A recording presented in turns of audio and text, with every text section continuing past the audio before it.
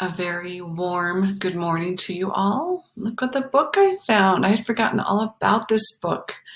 It's called The Snow Child. It's a Russian folktale. It is retold by Freya Littledale and illustrated by Barbara Lavalee. She's a woman who lives in Alaska, and she's written some books and illustrated many. And she has a very distinct way of drawing. You'll see the characters are very round shaped. She always has this split down the middle of the face where there's two skin tones. She draws these wonderful homes, houses, villages, just very fantasy-like. It's just so beautiful. I wonder if she saw something when she was growing up in Alaska that she bases all her scenery out of. But oof, it's wonderful. So let's get started. The Snow Child, a Russian folktale. And it is published by Scholastic Inc. And I am reading it with their permission. So here's a typical village that she will illustrate. So beautiful. And also you'll see children playing in the snow in this story. And one thing I know about children who live in Alaska is they don't get snow days. They go to school every day because they're prepared for a ton of snow.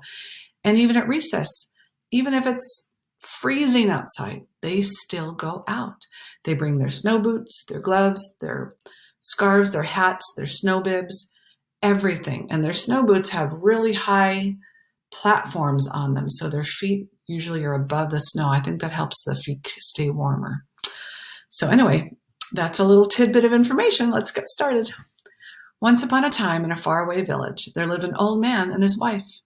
They loved one another dearly, but they were unhappy because they had no children. I would be the same way. One cold winter day, when the first snow lay deep on the ground, the old couple stood at the window. The children of the village were playing outside. There they are playing. Oh, and there's that village. Oh, so there's that village with no snow, and then after the first big snow.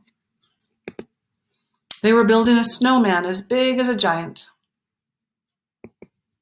When the snowman was finished and the children had gone, the old man turned to his wife. "Why don't we go outside and build a snow child?" he said. "Why not? We can make a little girl." So they went out to the garden and set to work. Slowly and carefully they shaped the snow. They made a little body with dainty hands and feet. They rolled a ball of snow and shaped the head. Then they carved the mouth and eyes with a tiny twig. The snow child was as perfect as she could be. Her dress was trimmed with icicles, and her hair was made of willow branches, covered with frost. Ooh, she's beautiful. "The snow child is so beautiful," said the old man. How I wish she were real," sighed his wife, and she bent down and kissed the child's lips. No sooner had she done this than the snow child came to life. Her lips turned pink, warm breath came from her mouth, and she looked at the old couple with the eyes of a real child. First she moved her head, then she moved her arms, then she moved her legs. "Look," cried the old man, "she's alive."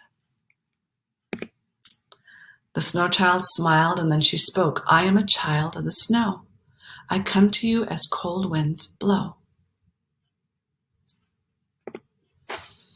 "Our wish has come true," said the old woman. "Yes," said her husband, "at last we have a little girl of our own." And he took the snow child in his arms and carried her into the cottage. The old couple had never been so happy. The old man told stories, the old woman sang songs, and the snow child danced around the room. Oh my goodness, such a happy family. That night, the old woman made up a little bed with a warm woolen blanket. "Come," she said, "it is time to go to sleep." Do you see why I love her illustrations? But the snow child shook her head. "I cannot sleep here," she said. "I must always sleep outside." "You will be too cold," said the old woman. "Oh no," the snow child laughed. "I can never be too cold." And out she ran into the garden. I guess that makes sense as she's a snow child. Every night she slept there on a bed of snow, and every night the old couple looked out of the window to make sure their little girl was safe. The moon and stars shone down upon her, and they could see that she smiled as she slept. All was well. That's a wonderful feeling to see your child smile. During the long cold winter, the snow child played with the village children. Oh, that's nice. She made friends. And look, she has like a little snowflake staff, and he has maybe a willow branch staff.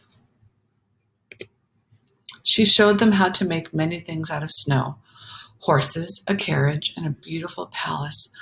And this reminds me of snowmen contests, where cities will have contests to build the greatest snowman. And people build quite more than snowmen. They build animals and buildings, almost like a sand castle contest. At last spring came and the sun warmed the land. Birds returned from far off places and buds opened in the garden. The children of the village were glad. They danced and they sang in the sunlight. They called to the snow child, come and play with us. Oh, look where she is. Is that her? Yeah, because they're all looking up. But the snow child would not go. She hid from the sun and sat in the shade of a willow tree or in a dark corner of the cottage. What is wrong? Asked the old woman. Are you ill? Asked the old man. Nothing is wrong. I am fine. Yet the snow child grew sadder and sadder as the days grew warmer. Her lips lost their color and she seemed thin and weak. Then one morning, when the last of the snow had melted, she came to the old couple and kissed them both. I must leave you now, she said. Why? They cried. I am a child of the snow. I must go where it is cold. No, you cannot go, they cried. They held her close, and a few drops of snow fell to the floor. You know what that means? She's melting. I just had a thought of Frosty the Snowman.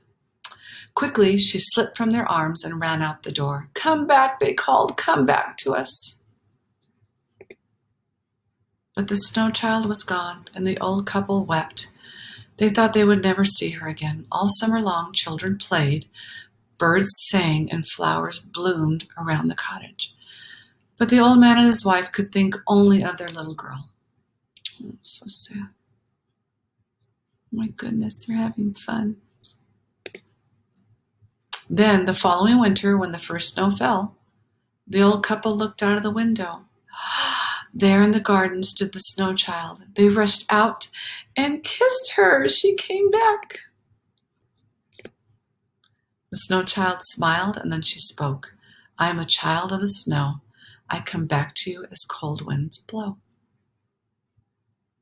Oh, that's so nice. The child stayed with the old man and his wife all through the winter. Then, when the spring came, she left once more.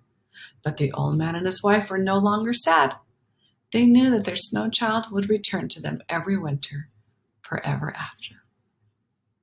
Oh, the end. What a nice Russian folk tale. I love folk tales because they really are imaginative, aren't they?